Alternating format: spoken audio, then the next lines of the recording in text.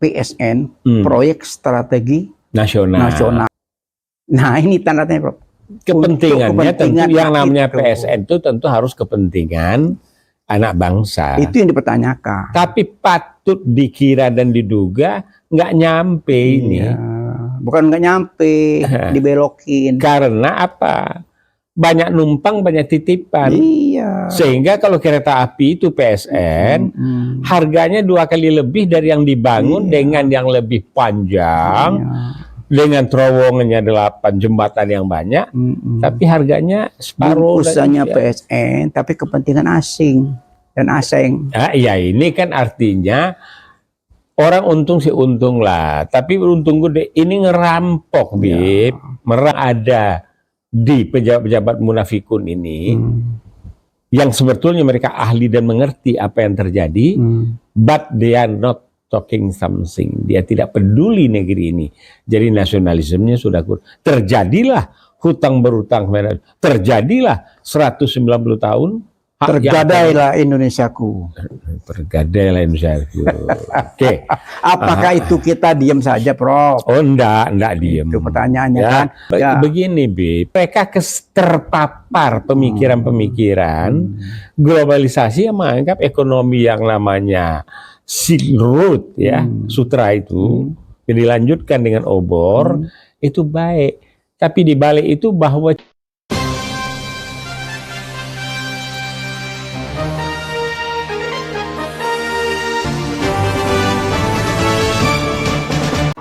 jangan lupa ya di subscribe, like, comment, share, dan tekan tombol loncengnya.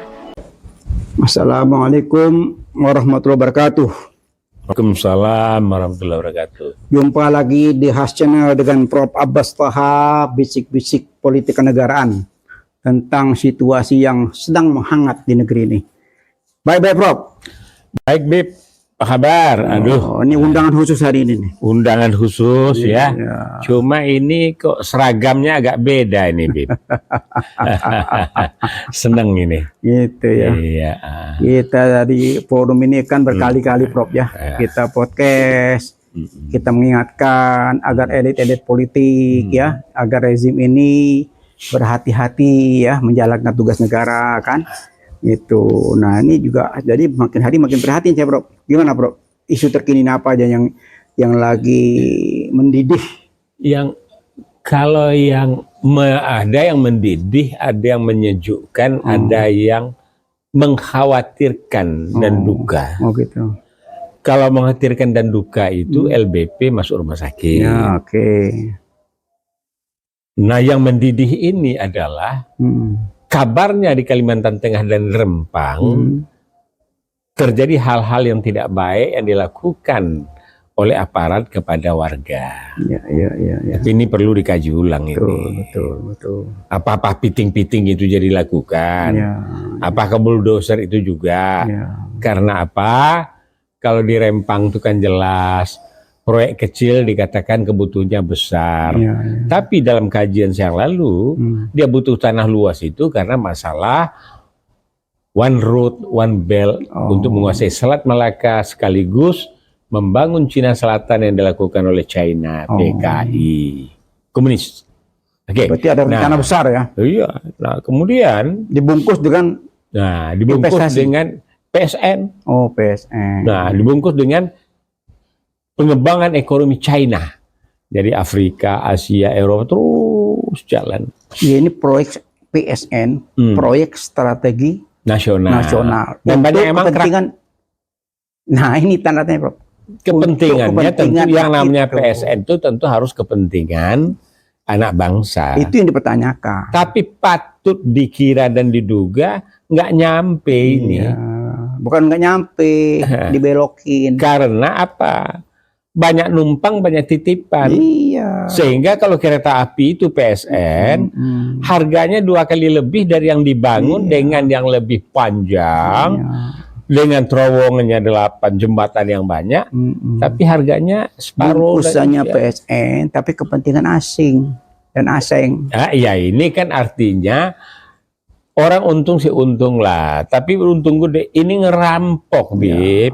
Merampok kekayaan bangsa melalui ya enggak orde kedunguan yang ada di pejabat-pejabat munafikun ini, yang sebetulnya mereka ahli dan mengerti apa yang terjadi, but they are not talking something. Dia tidak peduli negeri ini. Jadi nasionalismenya sudah kurang. Terjadilah hutang berhutang, terjadilah 190 tahun.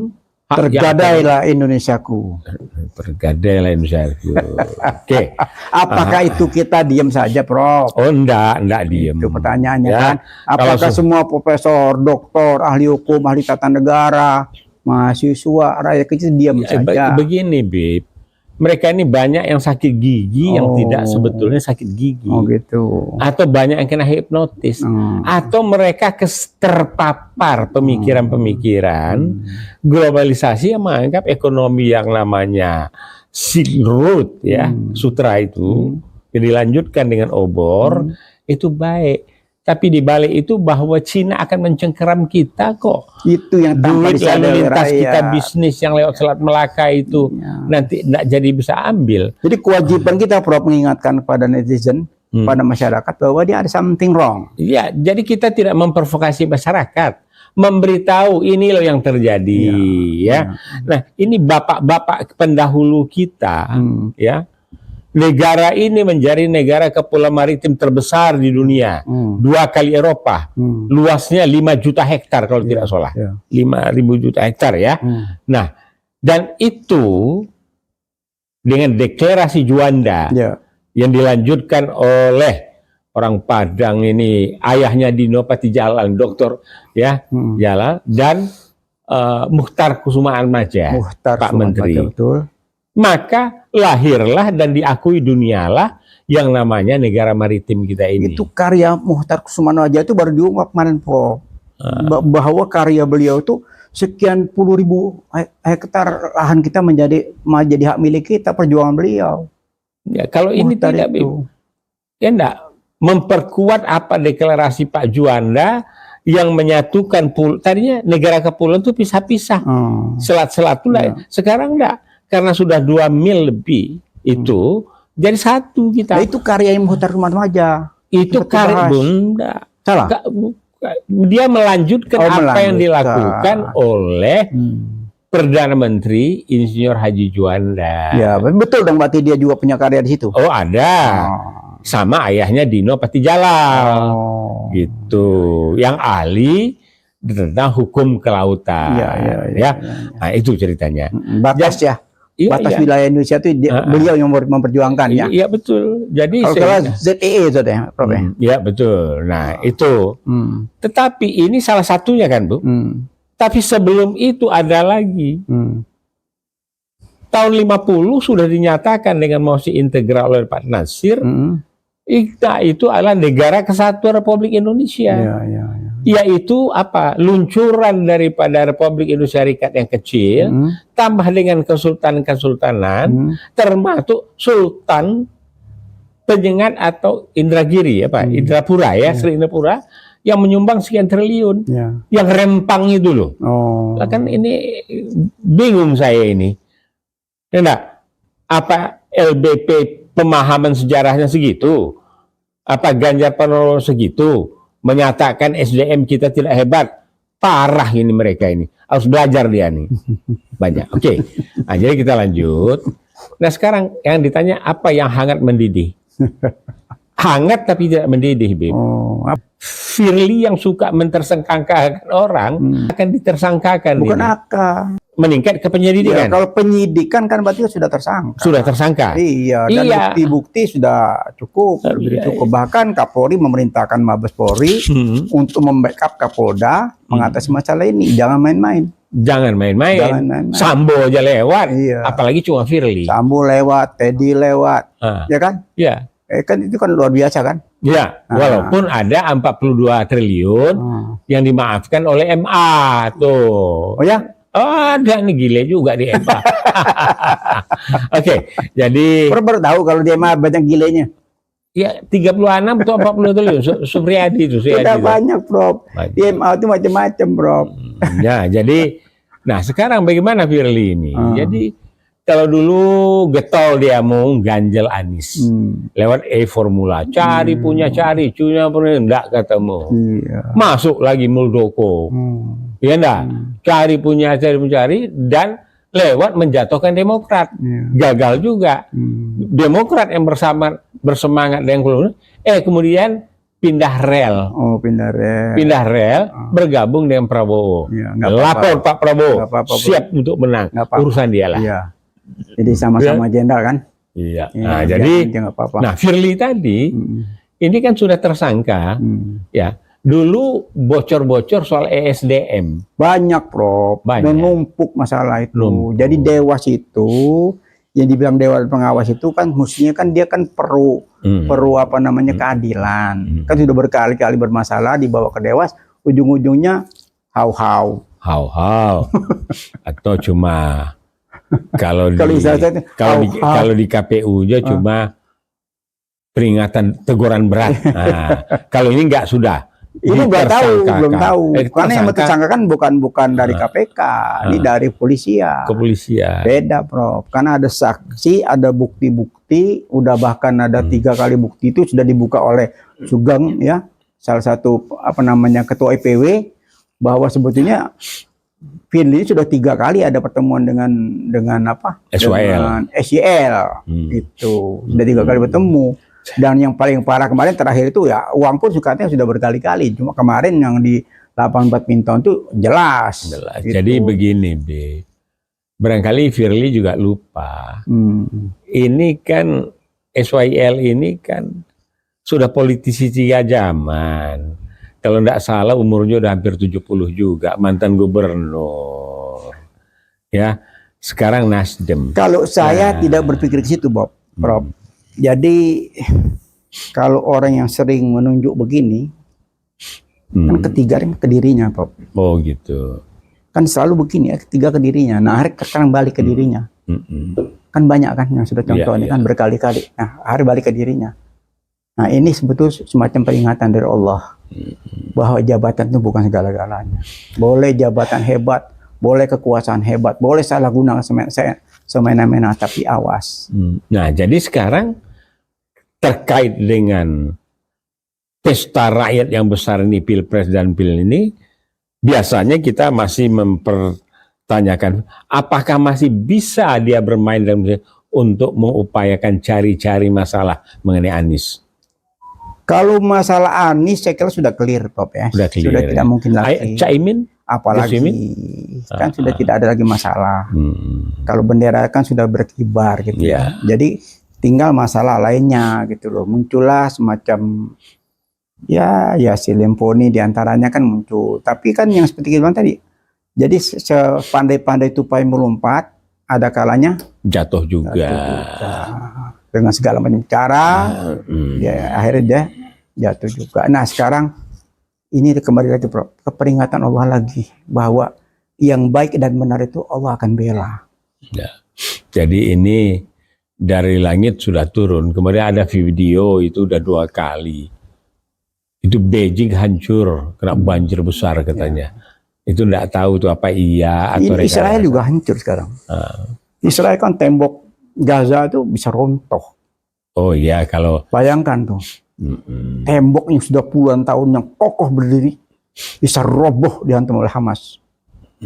Wah, saya dengarnya. Ya, ini dunia internasional. Iya, jadi ini Allah menunjukkan semua. Orang yang tertindas itu suatu saat akan dapat pertolongan Allah. Tidak heran. Saya cepat kaget kemarin. Saya telepon Prof. Hafidz Abbas. Gak diangkat sama dia. Dia jawab di WA, "Beb, saya lagi di Tel Aviv," katanya. Kaget saya. Nah, saya belum kontak lagi nih.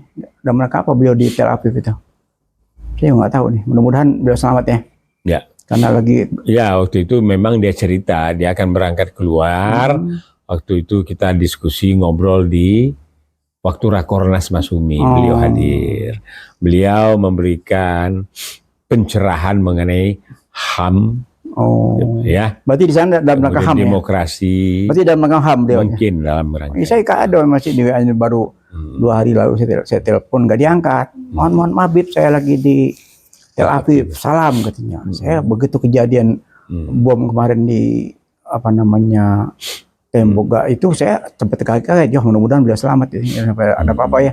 Ya. Insya Allah. Nah kembali lagi ke KPK, Prof. Ya, jadi KPK, Bib, sebagai lembaga itu masih diperlukan. Karena itu perlu dilakukan bersih-bersih. Jadi kalau ini berubah nanti, salah satu rekomendasi kita adalah KPK perlu cuci gudang. Cuci gudang. Artinya baut-baut dan mesin-mesin yang bagus harus overhaul mesin overhaul ya, karena itulah KPK sudah tidak bisa lagi di apa namanya kalau ya, saya. Kemudian juga Firly-nya perlu overhaul juga. Enggak, kalau itu harus dipecat, Prof. Oh gitu. Iya, presiden harus tegas. Presiden harus tegas karena sudah menjadi ranah hukum, sudah masuk ke ranah apa namanya pidana ya. Sudah di apa namanya penyidik Polda, di backup oleh Mabes Polri ya. Kita berharap ya seperti Prof bilang tadi, Pak Sigit ini sebagai Kapolri ya dia tidak akan bermain-main ya dengan hal ini, karena ini urusan negara kan. Nah kita juga berharap. Mungkin Prof berharap ada apa dengan Presiden Joko Widodo nih tentang Firly ini, apa yang mesti beliau lakukan? Ya, dia harus menghukum, tegakkan yang benar. Kemudian dia sendiri juga harus mulai berpikir 2 kali tentang kebijakan-kebijakan terakhir ini yang sangat melukai rakyat dan TNI. Mudah-mudahan setelah itu dia langkah yang konkret ya, Pak. Yang konkretnya berhentikan Firly itu. Nah, itu yang saya maksud. Ya, sebelum dia diberhentikan ya tidak dengan hormat. Ya, sebelum proses hukum berjalan, ya kan supaya tidak mengganggu lembaga itu kan harus diberhentikan dulu kan. Betul. Ya kan?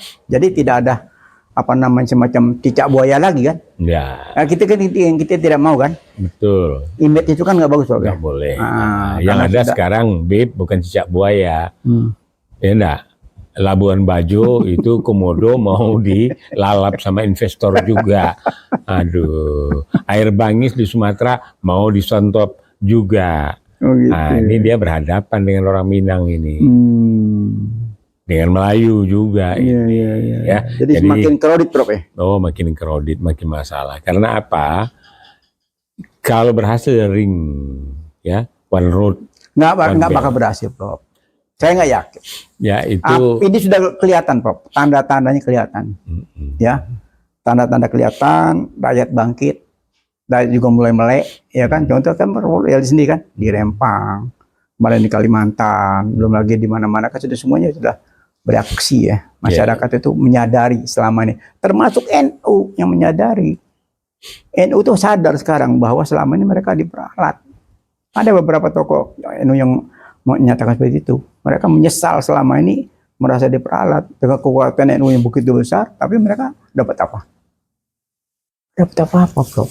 Itu yang saya dengar kemarin itu dari beberapa tokoh NU. Yalah, jadi 2 tokoh yang kontroversi, tokoh yang apa istilahnya nih, unik dan khusus, LBP dan Firly. Masih banyak lagi, Prof. Ada lagi yang unik-unik. Banyak. Waduh. Banyak. Apa Bahlil gitu? Macam-macam dah banyak. Ya, pokoknya di status quo itu sudah pelan-pelan ya. Termasuk beberapa ketua partai. Udah yang coba berlabuh di status quo itu rata-rata kan cuma masih mau tetap bertahan. Jadi tahun lalu kita kan diskusi bahwa gabungan konvensi Bandung akan mendapatkan order yang besar untuk baju orange. Nanti itu 2, Prof, itu setelah pemilu aja lah, jangan sekarang. Pemilu, ya. Pemilu biar jalan dulu lah. Biar jalan dulu. Pemilu jalan dulu. Jadi, lancar. Nah, kalau pemilu jalan, Bib, nah ini saya dengan teman-teman, mungkin Habib juga bisa, kita adakan satu pertemuan besar, diorganize oleh PIS, kerjasama dengan Masyumi, melakukan bimbingan teknis, mengantisipasi proses jurdilnya pemilu dan kecurangan. Nah, itu cuma one day. Mulai jam 9 kita selesai setelah asar. Kita cerdaskan bangsa ini.